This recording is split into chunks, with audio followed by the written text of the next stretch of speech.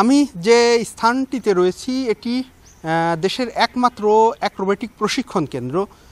বাংলাদেশ শিল্পকলা একাডেমি কর্তৃক এটি পরিচালিত হয়, রাজবাড়ী শহরের শ্রীপুরে অবস্থিত। গত ২০ বছর আগে এই অ্যাক্রোবেটিক প্রশিক্ষণ কেন্দ্রটি আধুনিকায়ন হওয়ার জন্য কাজ শুরু হয়েছিল, বহুতল ভবন নির্মাণ কাজ। সেটি কিন্তু ওই সময়ে মামলার কারণে বন্ধ হয়ে যায় এবং গত ২০ বছর ধরে সেটি সেভাবেই কিন্তু পরিত্যক্ত অবস্থায় পড়ে রয়েছে।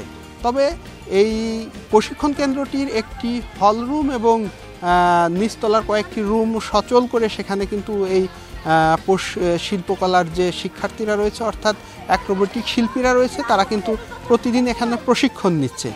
এই ৬৫ জন শিল্পী ৩ দলে ভাগ হয়ে কিন্তু এরই মধ্যে চীন থেকে উচ্চতর প্রশিক্ষণ নিয়ে এসেছে এবং সারা দেশের ৬৪ জেলায় তারা কিন্তু এই অ্যাক্রোবেটিক শো প্রদর্শন করেছে এবং বিভিন্ন রাষ্ট্রীয় অনুষ্ঠানেও কিন্তু তারা এই শোগুলো প্রদর্শন করে থাকেন।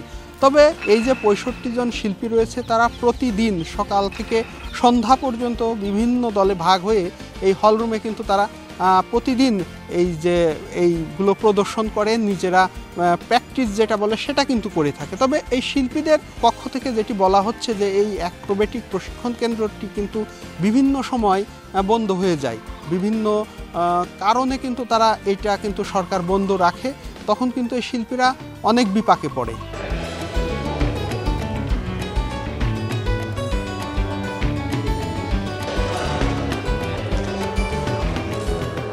সবাই দীর্ঘদিন ধরে এই অ্যাক্রোবেটিক শিল্পের সাথে জড়িত। বাংলাদেশ শিল্পকলা একাডেমি আমাদেরকে মান্থলি একটা বেতন দেয়, সম্মানী বলা হয় যেটাকে। তো বর্তমান বাজার অনুযায়ী সেই সম্মানীটা খুবই নিম্ন। তো আমরা চাই যে বর্তমান সরকার যেন আমাদের দিকে একটু সদয় দৃষ্টি দেন, যেন আমরা আরও ভালো কিছু করতে পারি। ভবিষ্যৎ স্বপ্ন আমি এটা নিয়ে আরও আগে এগিয়ে যাব আর কি। এখানে অনেক কিছু খেলাধুলা আছে, আমি এখন ট্রেনিং নিচ্ছি নতুন, পাশাপাশি এখানে অনেক খেলা আছে অলিম্পিকের সাথে মিলে যায়। ভবিষ্যতে শিল্পী হতে চাই আমি। কি ব্ল্যাঙ্কেট খেলা শিখছি, এক চাকার সাইকেল, আর হচ্ছে নুনথু, আর হচ্ছে রিং ড্যান্স। অ্যাক্রোবেটিকে সবচেয়ে বড় একজন শিল্পী হতে চাই, এটাই আমার ইচ্ছা।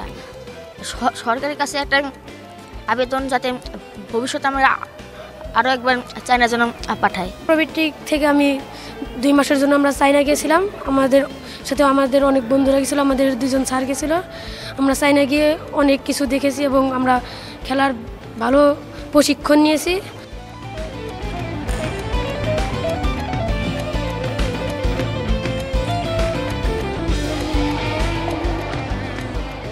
বর্তমানে এটি সচল থাকলেও এই শিল্পীদের কিন্তু খুবই সামান্য প্রতিদিন যে সম্মানী দেওয়া হয় সেটি দিয়ে তাদের পরিবার নিয়ে আসলে বেঁচে থাকা খুবই কষ্টকর। আমরা একটু জানার চেষ্টা করব আসলে এই অ্যাক্রোবেটিক প্রশিক্ষণ কেন্দ্রটিতে এখানে কি হয়, শিল্পীরা কিভাবে এখানে প্রশিক্ষণ নেয় সেই বিষয়ে। বাংলাদেশের বিভিন্ন প্রান্ত থেকে, গ্রাম থেকে, বিভিন্ন জেলা থেকে নতুন নতুন শিল্পী এখানে তৈরি হবে এবং সেই শিল্পগুলো এখানে তাদের আবাসন থাকবে, থাকার ব্যবস্থা থাকবে, খাওয়ার ব্যবস্থা থাকবে এবং অ্যাক্রোবেটিক ট্রেনিং কর্মশালা প্রতিনিয়ত এখানে চলবে এবং এই কর্মশালার মাধ্যম দিয়ে নতুন নতুন শিল্পী এখানে তৈরি করা সম্ভব যদি সেইভাবে সরকার এটাকে পৃষ্ঠপোষকতা করে। চায়নাতে আমরা যেমন দেখেছি এখানে একটা ট্রেনিং সেন্টারের সার্বক্ষণিক পেশা এই অ্যাক্রোবেটিক শিল্পীদেরকে পিছনে শ্রম দেওয়া হয় শুধুমাত্র একটা শিল্পী তৈরি করার জন্য। সরকারের কাছে আমাদের বিনীত অনুরোধ, এই অ্যাক্রোবেটিক শিল্পটার পিছনে যদি একটু ভালো মতো ব্যবস্থা পৃষ্ঠপোষকতা করা যাইতো দেশে এবং দেশের বাইরে, এই শিল্পটাকে আরও বিকশিত করা হতো, আরও বিকশিত করা সম্ভব।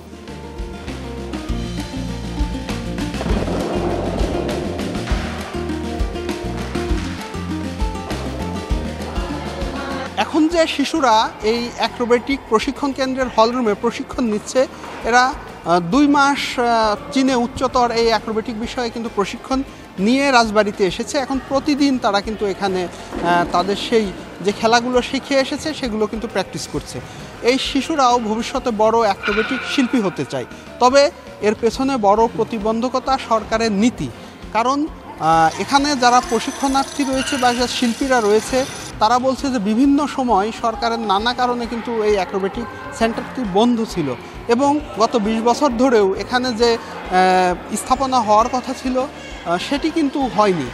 এই প্রশিক্ষণ কেন্দ্রটি আরও সচল করতে হলে, আধুনিকায়ন করতে হলে বন্ধ হওয়া কাজ দ্রুত সচল এবং এই শিল্পীদের প্রতি সরকারের সুদৃষ্টি কামনা করছে এই অ্যাক্রোবেটিক শিল্পীরা। রাজবাড়ী থেকে সুমন বিশ্বাস, চ্যানেল 24।